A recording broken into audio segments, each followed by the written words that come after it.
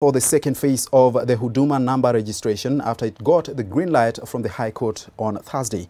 Interior Principal Secretary Karanja Kibicho says the registration will be done with the necessary laws in place as directed by the court. Civil society members are, however, warning against rushing the process and have called for enactment of laws that will protect data and guard against discrimination and invasion of privacy.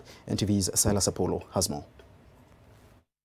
From Interior Principal Secretary Karanja Kibicho says plans for the second phase of Huduma Namba registration are underway. The PS says that this time around, the registration will be done in line with the guidelines issued by the court on Thursday and the enactment of laws that will guide the process. This includes a law on how data of minors will be collected, the safety of data collected from Kenyans, as well as the protection of marginalized communities against discrimination. Kibicho says that for minors, the government intends to get the consent of parents or guardians. The National Identity Integrated Management System (NIMS) has been marred by controversy since its rollout last year. This led to the filing of a case by lobby groups to challenge its constitutionality.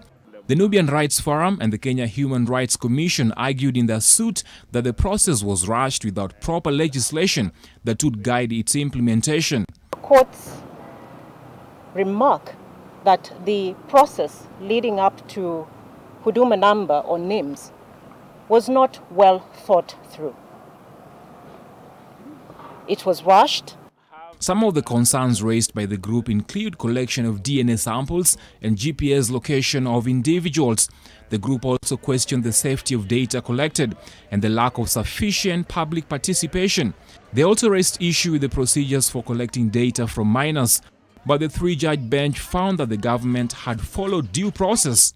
When we are making big changes to the law or when we are introducing new things to the law, we bring substantive bills or legislation, which then people are able to engage with in a robust manner properly. It takes time. Kibicho says the Huduma Namba will help the government to plan, improve security, as well as consolidate all data into one portal for efficiency.